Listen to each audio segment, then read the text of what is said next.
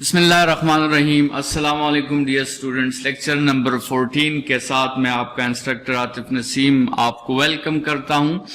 हमने चैप्टर शुरू किया हुआ है इलेक्ट्रोस्टैटिक्स, और इलेक्ट्रोस्टैटिक्स के चैप्टर में अभी तक हम पहुंचे हैं इलेक्ट्रिक फ्लक्स तक। आज हमारा लेक्चर नंबर 14 है। लेक्चर नंबर 13 में लेक्चर नंबर 14 नहीं है आज का, ये लेक्चर नंबर 15 है। लेक्चर नंबर 14 में हमने जो है इलेक्ट्रिक फ्लक्स को थोड़ा सा डिफाइन किया था, और वो जो दो फैक्टर्स पर डिपेंड करता है, ई पर और ए पर, electric field intensity and area vector पर।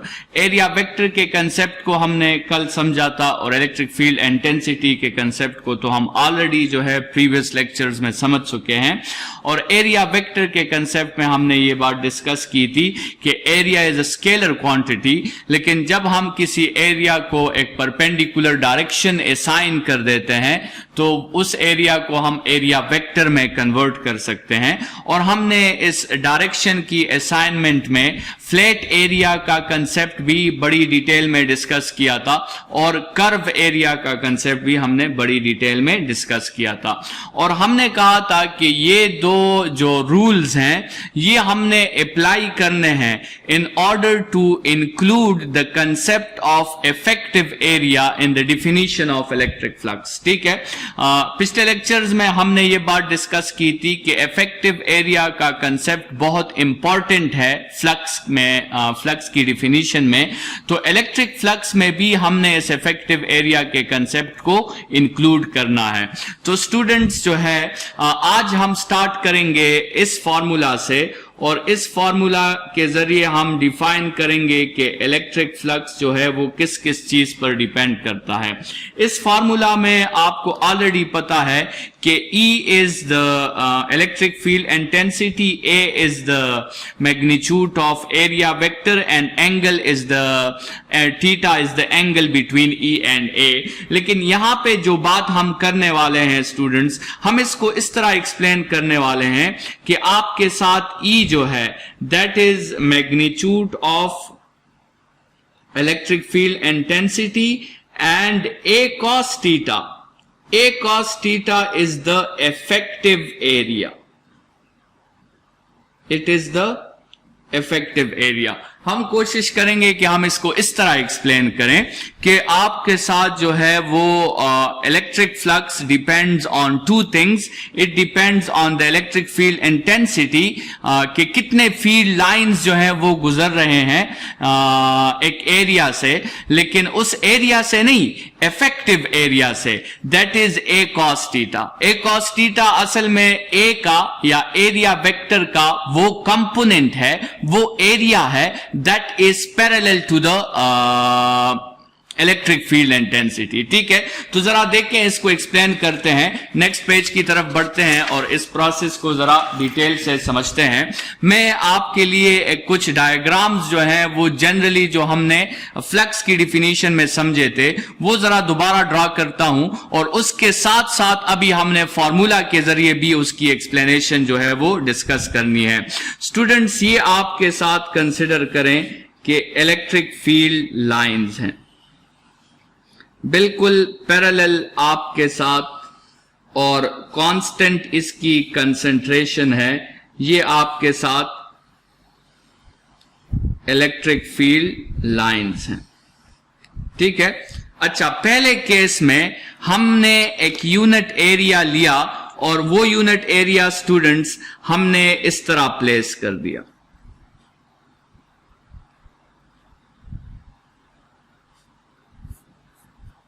बिल्कुल हॉरिजेंटल, और इसकी जो डायरेक्शन थी वो बिल्कुल आपके साथ इस प्लेन को परपेंडिकुलर थी। एरिया की डायरेक्शन हमेशा उस प्लेन को परपेंडिकुलर है। मतलब आप इस तरह समझें कि इस यूनिट एरिया को स्टूडेंट्स हमने ऐसे प्लेस किया हुआ है। ठीक है, और ये उसकी डायरेक्शन है, ये उसकी आपके साथ डायरेक्शन है, और बिल्कुल जो है यूनिट एरिया को हमने ऐसे प्लेस किया हुआ है कि जितने ज्यादा लाइंस उससे गुजर सकते हैं वो मैक्सिमम पॉसिबिलिटी हमने इंश्योर की है।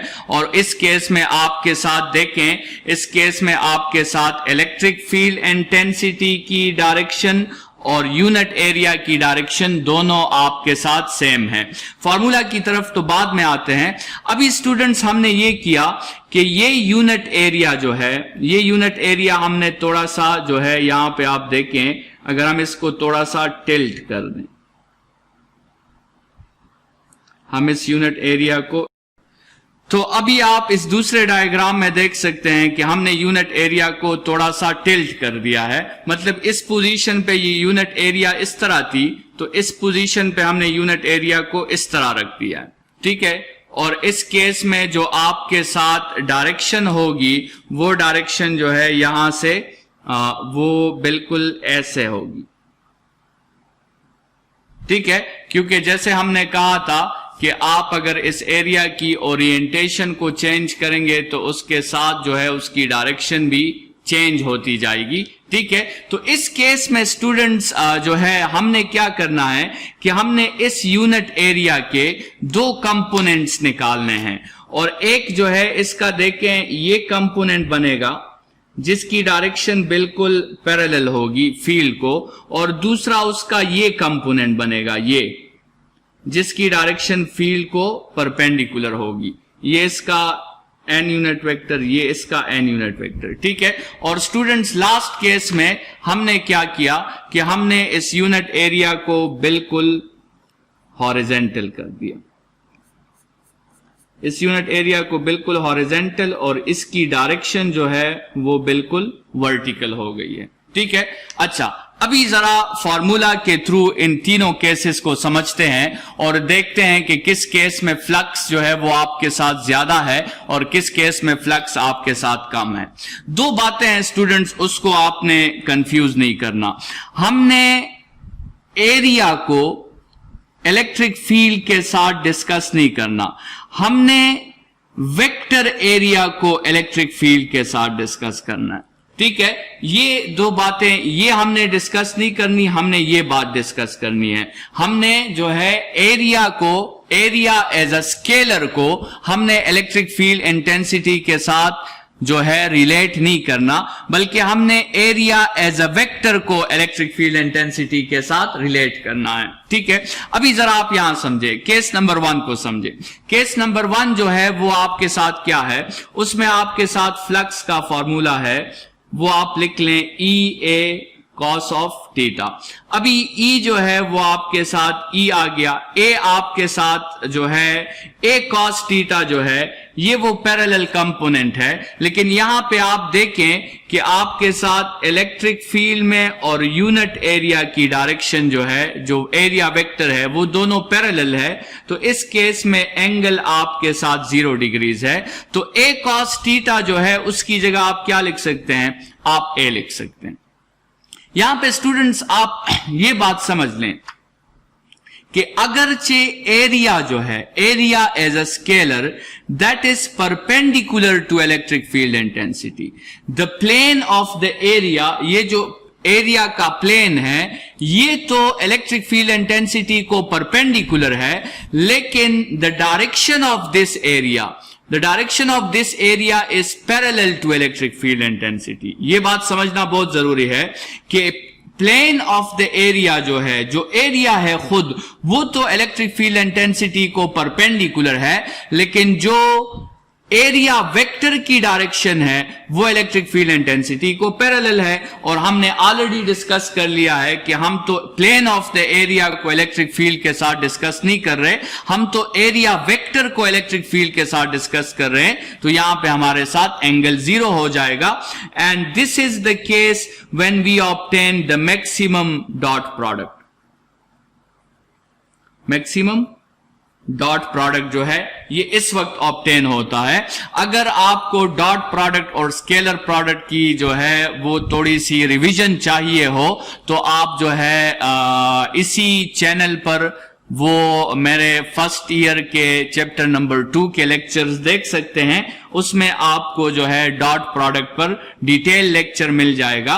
और उसमें हमने कहा था कि when angle is 0 then the scalar product is maximum. ठीक है, क्योंकि scalar product is a property of multiplying parallel vectors, so when vectors are parallel this property is maximum. लेकिन स्टूडेंट्स इस दूसरे केस को देखें, इस दूसरे केस में हमने जो है हमने ये सारा एरिया कंसिडर नहीं करना, बल्कि हमने सिर्फ वो एरिया कंसिडर करना है जो आपके साथ इस इलेक्ट्रिक फील्ड इंटेंसिटी को जो एरिया परपेंडिकुलर हो या जो सरफेस एरिया उसको पैरेलल हो, और वो ये एरिया है, हमने सिर्फ ये कंसिडर करना है। सो यहां पर आपके साथ फिर फ्लक्स का फॉर्मूला क्या आएगा, ई ए कॉस थीटा, और यहां पर जो आपके साथ ए कॉस थीटा आया है that is actually the parallel component of area vector to intensity. आप ये देख सकते हैं, ये जो आपके साथ एरिया आया है this one is a cos theta. ठीक है, और वो पैरेलल कंपोनेंट जरूरी बात है कि it would be less than this area. ठीक है, क्योंकि वो इस एरिया का एक कंपोनेंट है। तो यहां पर आपके साथ फ्लक्स ना मैक्सिमम होगा ना मिनिमम होगा, उसे हम कह देते हैं कि यहां पे आपके साथ फ्लक्स जो है वो मॉडरेट होगा। ठीक है, और इस केस में आप देखें तो इस केस में आप देखें कुछ लाइंस जो हैं वो एरिया से ऊपर गुजर रहे हैं, कुछ लाइंस एरिया से नीचे गुजर रहे हैं। तो यहां पर आपके साथ जो है एक तो यहां पे एंगल 90 है, और 90 एंगल पर आपके साथ स्केलर प्रोडक्ट के जितने भी रिजल्ट्स होते हैं वो 0 हो जाते हैं। तो cos 90 चूंकि 0 की इक्वल है तो ये आपके साथ मिनिमम स्केलर प्रोडक्ट या मिनिमम फ्लक्स आ जाएगा। इस केस में आप देखें तो एरिया तो इलेक्ट्रिक फील्ड इंटेंसिटी को पैरेलल है, लेकिन एरिया वेक्टर जो है that is perpendicular to electric field intensity, और हमने तो एरिया वेक्टर को डिस्कस करना है, तो इसलिए एंगल को हमने 90 कंसिडर कर लिया।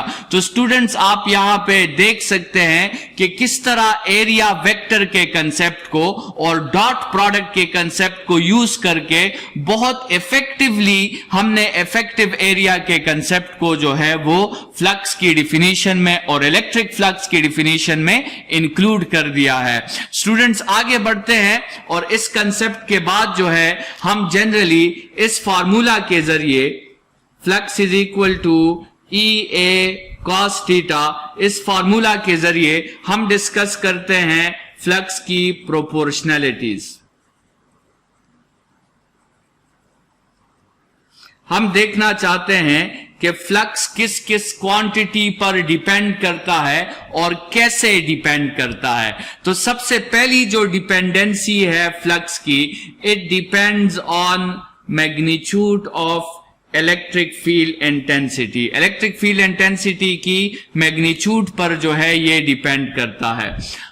और वो डिपेंडेंसी आपके साथ कैसी है, स्टूडेंट्स याद रखें कि flux is directly proportional to the magnitude of electric field intensity whenever area and angle और orientation are both kept constant. जब एरिया और एंगल या ओरिएंटेशन को हम कांस्टेंट रखें तो फिर flux is directly proportional to the magnitude of intensity. और आपको पता है कि डायरेक्ट प्रोपोर्शनैलिटी के जो ग्राफ्स होते हैं वो ओरिजिन से पास होते हैं और वो स्ट्रेट लाइन होते हैं। ठीक है, अगर हम डायग्रामेटिकली इस कंसेप्ट को समझने की कोशिश करें तो स्टूडेंट्स लेट सपोज ये एक यूनिट एरिया है और ये यहां पे दूसरा यूनिट एरिया है। दोनों के एरियाज आपके साथ बिल्कुल सेम है और दोनों की ओरिएंटेशन भी बिल्कुल सेम है, मतलब हमने एरिया और एंगल को चेंज नहीं किया। लेकिन स्टूडेंट्स कंसिडर करें कि यहां पर आपके साथ जो फील्ड है वो स्ट्रांग है और यहां पर आपके साथ जो फील्ड है वो वीक है। तो फिर यहां पर अगर फील्ड स्ट्रांग है, if E1 is greater than E2 तो फिर flux 1 would be also greater than flux 2. और स्टूडेंट्स जैसे कि आपके साथ प्रोपोर्शनैलिटी है, और प्रोपोर्शनैलिटी कौन सी प्रोपोर्शनैलिटी है? डायरेक्ट प्रोपोर्शनैलिटी है. डायरेक्ट प्रोपोर्शनैलिटी में स्टूडेंट्स रेशो आपके साथ हमेशा कांस्टेंट होता है.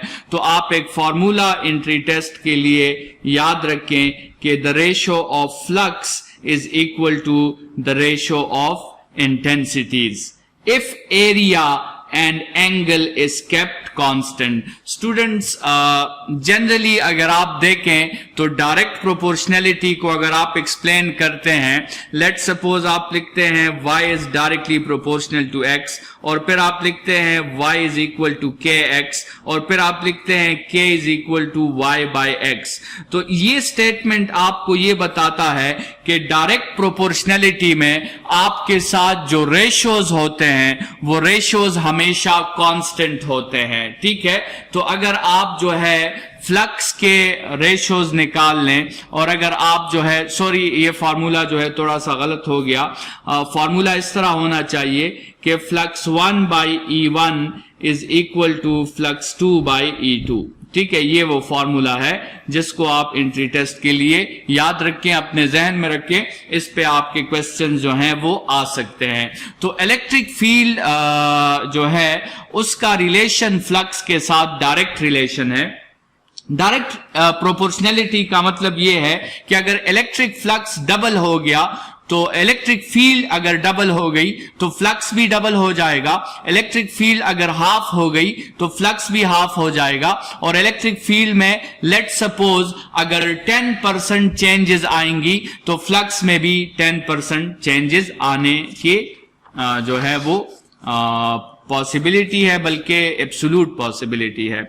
अच्छा स्टूडेंट्स, नंबर 2 चीज जिस पर इलेक्ट्रिक फ्लक्स डिपेंड करता है वो है magnitude of area vector. Area vector के मैग्नीट्यूड पर. और आपके साथ स्टूडेंट्स इलेक्ट्रिक फ्लक्स जो है that is directly proportional, electric flux is directly proportional to the magnitude of the area vector. मतलब इसका ग्राफ भी आपके साथ जो है फ्लक्स और एरिया वेक्टर का ग्राफ भी स्ट्रेट लाइन होगा और ओरिजिन से पास होगा. लेकिन ये प्रोपोर्शनैलिटी आप सिर्फ उस वक्त डिस्कस कर सकते हैं when electric field intensity and orientation are never changed, they are kept constant. Students, तो इसका जो है मतलब ये हुआ कि यहां पर भी डायरेक्ट प्रोपोर्शनैलिटी है, तो आप ये फॉर्मूला यूज कर सकते हैं flux 1 by area 1 is equal to flux 2 by area 2, और ये फॉर्मूला भी आपको एंट्री टेस्ट में हेल्प आउट कर सकता है. ठीक है, तो ये अच्छा अगर हम इसको डायग्राम के थ्रू समझना चाहें तो लेट सपोज कंसिडर करें स्टूडेंट्स के ये हमने इलेक्ट्रिक फील्ड ले ली है, और इस केस में इलेक्ट्रिक फील्ड जो है वो हमने कांस्टेंट रखनी है. तो ये हमारे साथ इलेक्ट्रिक फील्ड हो गई. और लेट सपोज अगर हम इसमें स्मॉल एरिया कंसिडर करते हैं और या फिर हम लार्ज एरिया कंसिडर करते हैं, डायरेक्शंस दोनों की सेम है, तो ना तो हमने इलेक्ट्रिक फील्ड इंटेंसिटी को डिस्टर्ब किया ना ही हमने डायरेक्शन को डिस्टर्ब किया. लेकिन आप क्लियरली देख सकते हैं कि छोटे एरिया से कम लाइंस गुजर रहे हैं और बड़े एरिया से ज्यादा लाइंस गुजर रहे हैं. तो इसका मतलब ये है कि यहां पे फ्लक्स जो है वो कम होगा, यहां पे फ्लक्स ज्यादा होगा. तो अगर एरिया कम है तो फ्लक्स भी कम होगा, अगर एरिया ज्यादा है तो फ्लक्स भी ज्यादा होगा. ठीक है, तो ये आपके साथ जो है सेकेंड प्रोपोर्शनैलिटी हो गई जो आपके साथ मैग्नीट्यूड ऑफ एरिया वेक्टर के ऊपर है. स्टूडेंट्स, अभी हम समझते हैं कि फ्लक्स का इस तीसरे वेरिएबल के साथ क्या ताल्लुक है, और तीसरा वेरिएबल जिस पे फ्लक्स डिपेंड करता है, थर्ड वेरिएबल, वो आपके साथ है द एंगल बिटवीन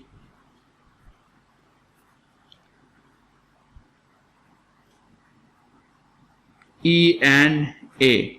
E और A के दरमियान जो एंगल है उस पर भी फ्लक्स जो है वो आपके साथ डिपेंड करता है। ठीक है, तो उसको जरा समझते हैं। और स्टूडेंट्स यहां पे ये बात समझ लें कि अगर हमारे साथ ये फ्लक्स का जो फॉर्मूला है, अगर ये इस तरह होता E A थीटा, ठीक है, अगर ये कॉस इन्वॉल्व ना होता तो फिर तो हम कह सकते थे कि फ्लक्स जो है वो इलेक्ट्रिक फील्ड इंटेंसिटी के साथ भी डायरेक्टली प्रोपोर्शनल है और वो एरिया के साथ भी डायरेक्टली प्रोपोर्शनल है और एंगल के साथ भी वो डायरेक्टली प्रोपोर्शनल है। ठीक है, लेकिन स्टूडेंट्स ये फॉर्मूला जो हमारे साथ है ये ई ए थीटा नहीं है, बल्कि ये है ई ए कॉस थीटा। तो ये जो कॉस का कंसेप्ट आया है इसको हम सिंपल जो है ये नहीं कह सकते कि it is either direct proportionality और इनवर्स प्रोपोर्शनैलिटी। इसके लिए स्टूडेंट्स फिर हमें कुछ केसेस जो है वो समझने होंगे और उन केसेस में हमने देखना होगा कि किस तरह एंगल को चेंज करने से आपके साथ फ्लक्स जो है वो चेंज हो जाता है। तो स्टूडेंट्स वो केसेस जरा से समझते हैं। तो इसको एक्सप्लेन करने के लिए हमने क्या समझना है, हमने कुछ केसेस समझने हैं। केस नंबर 1 है कि जब आपके साथ एंगल जो है वो 0 के इक्वल हो। केस नंबर 2 है जब एंगल आपके साथ 90 के इक्वल हो। केस नंबर 3 है जब एंगल आपके साथ 180 के इक्वल हो। केस नंबर 4 है जब एंगल आपके साथ 270 के इक्वल हो। और फिर केस नंबर 5 जब एंगल दोबारा 360 के इक्वल हो जाए, मतलब दोबारा एंगल 0 के इक्वल हो जाए। अगर हम इसकी डायग्रामेटिकल एक्सप्लेनेशन पे बात करें तो ये आपके साथ एरिया, ये उसकी डायरेक्शन n यूनिट वेक्टर और ये इलेक्ट्रिक फील्ड इंटेंसिटी की डायरेक्शन आपके साथ दोनों क्या है, पैरेलल है। अच्छा, अगर हम 90 वाले केस की बात करें, ये एरिया, ये उसकी डायरेक्शन n यूनिट वेक्टर और ये इलेक्ट्रिक फील्ड इंटेंसिटी की डायरेक्शन दोनों आपस में परपेंडिकुलर है। अगर हम 180 वाले केस की बात करें तो स्टूडेंट्स ये एरिया, ये उसकी डायरेक्शन n यूनिट वेक्टर और ये इलेक्ट्रिक फील्ड इंटेंसिटी की डायरेक्शन आप देख सकते हैं कि दोनों एंटी पैरेलल है। अगर हम 270 वाले केस की बात करें तो आपके साथ जो है स्टूडेंट्स, ये आपके साथ एरिया की डायरेक्शन n यूनिट वेक्टर और ये इलेक्ट्रिक फील्ड इंटेंसिटी की direction E।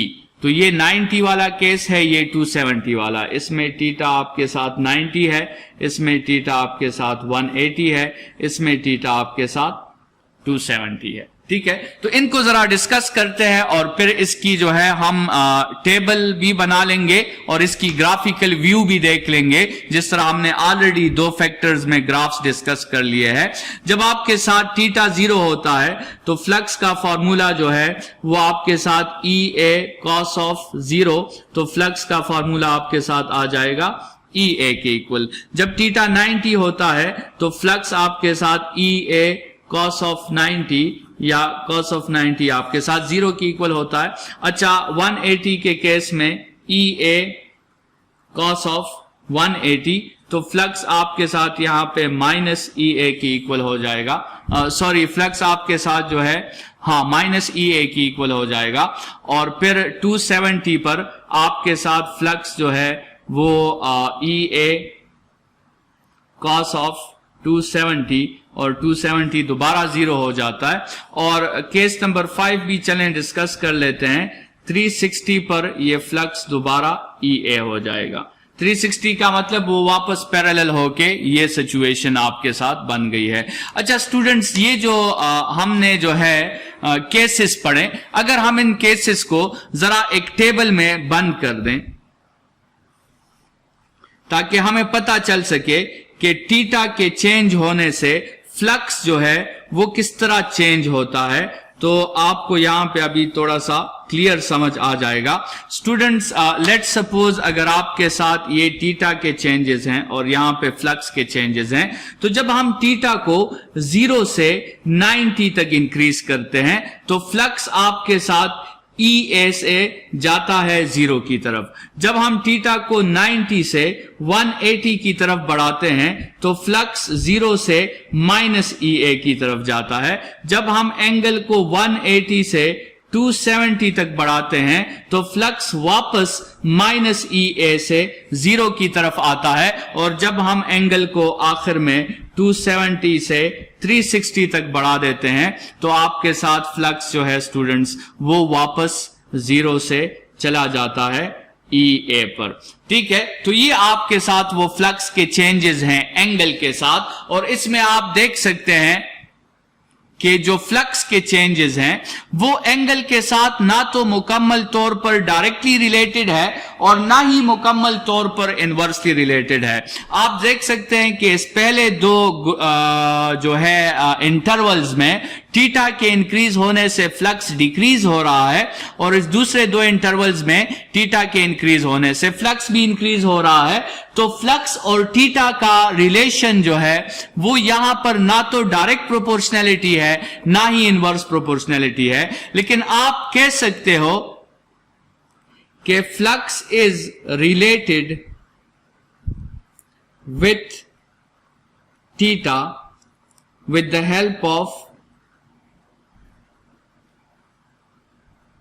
the help of a trig relation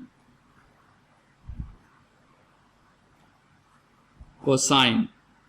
flux और थीटा के रिलेशन को एक्सप्लेन करने के लिए हमने cos ऑफ थीटा की हेल्प ली है, या आप सिंपली कह सकते हो कि flux is directly proportional to cos of theta. cos of theta बढ़ेगा तो फ्लक्स भी बढ़ेगा। इसका अगर आप ग्राफ बनाना चाहते हो फ्लक्स का cos ऑफ थीटा के साथ तो वो आपके साथ स्ट्रेट लाइन बनेगा। लेकिन स्टूडेंट्स अगर आपसे कोई पूछे कि आप फ्लक्स का cos ऑफ थीटा के साथ ग्राफ मत बनाओ बल्कि आप फ्लक्स का थीटा के साथ जो है वो ग्राफ बनाओ, तो फिर आपने एक्स एक्सिस पर थीटा की वैल्यूज लेनी है 0, 90, 180, 270 और 360। ये आपका एक साइकिल जो है कंप्लीट हो गया है। तो 0 पर फ्लक्स की वैल्यू आपके साथ हो जाती है EA, लेट्स सपोज ये यहां पे -EA है, ठीक है। 90 पर फ्लक्स की वैल्यू 0 हो जाती है, 180 पे फ्लक्स की वैल्यू -EA, 270 पे दोबारा 0 और 360 पे फिर EA।